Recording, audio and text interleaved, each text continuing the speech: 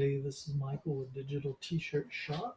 We're looking at BigCommerce, and the next part that we're looking at on the admin side is the store setup. So within the store setup, the first thing that we have is the store profile. This is basically the same information you're going to see on the contact page.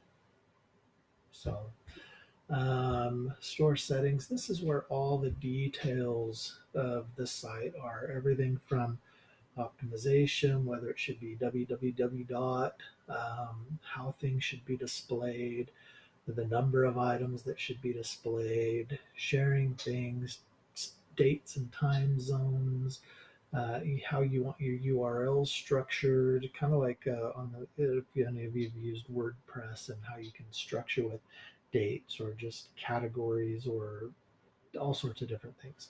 How you want your search results displayed, other just general business things like um, really all the details. We'll just leave it at that. So this is where a lot of those store settings are at. Payments. So this is where you can specify what types of payments you're going to take. Personally, I have mine set up as should have it set up so that it takes PayPal and then it takes general credit card processing.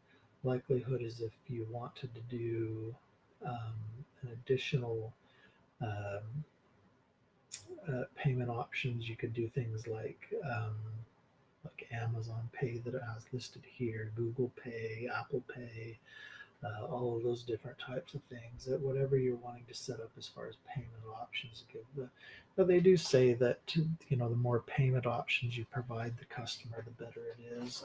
Um, I have had um, on my previous site a check option um, given because it was kind of a niche product. Really, it shouldn't be on there anymore. I mean, the number one form of fraud is checks. You have to take the check, they got to mail it to you, you got to put it in the bank, you got to wait for it to clear.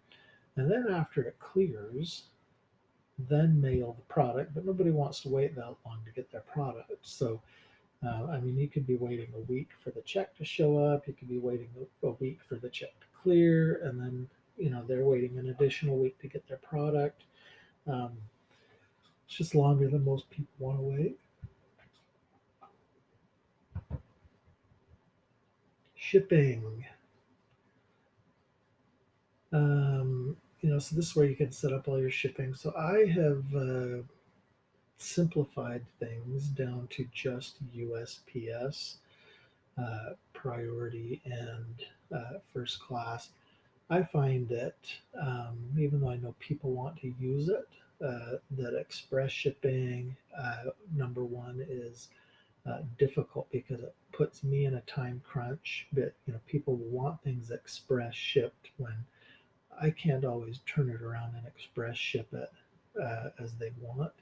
Um, so they may want 3 day shipping or overnight shipping. Well, that makes me have to take their order and move it all the way to the front in order to fill their order. Um, when I prefer to do things as kind of a first come first serve, I fill them as they have come in. I've got a production delay on everything that I do related to t-shirts. Um, I give myself 3 to 5 days to produce the shirt, and then I turn around and mail the shirt because I don't have the shirts pre-printed. I print them as people buy them. Um, Even if I'm doing drop shipping makes it hard to integrate expedited shipping because can my manufacturer actually turn that around and ship it as fast as I would like it shipped as well? And that makes that difficult as well. Um, in addition to that, um, for example, I'll have people so I live in Utah. Somebody will buy something that could be shipped priority mail for $5 or $6, and they'll turn around and because they want to get it faster, they'll pick UPS, UPS ground, thinking that I'm going to get it because it's UPS, I'm going to get it faster.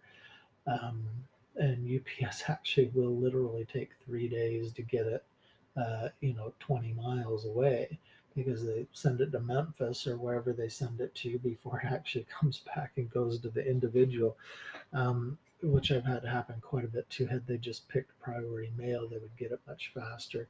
UPS is a little harder for me as well. I don't get daily pickups from UPS, and so I don't have it integrated. I just prefer to stick with the USPS. For me, it's simple. I can ship everything really easily through stamps.com, and I don't have to schedule those pickups or go by some office in order to drop packages off in order to ship UPS. So, taxes. Um, I don't know if this is up here. I've never seen that company, but there's some tax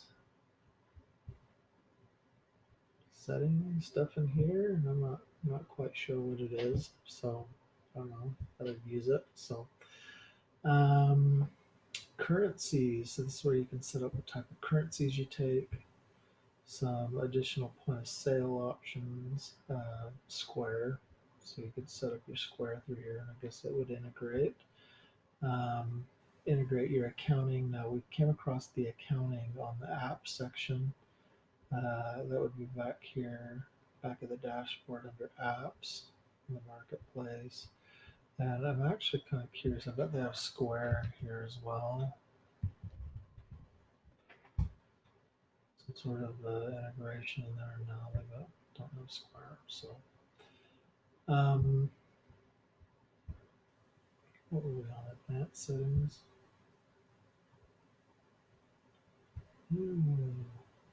Store setup. So, Square and then accounting. You're into it. And then there's kind of a checklist for getting started. So this is basically store setup information.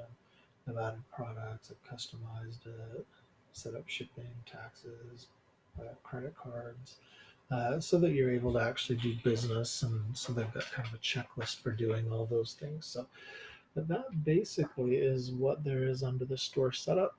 Um, have a good day. Oh, don't forget to subscribe to Digital T-Shirt Shop.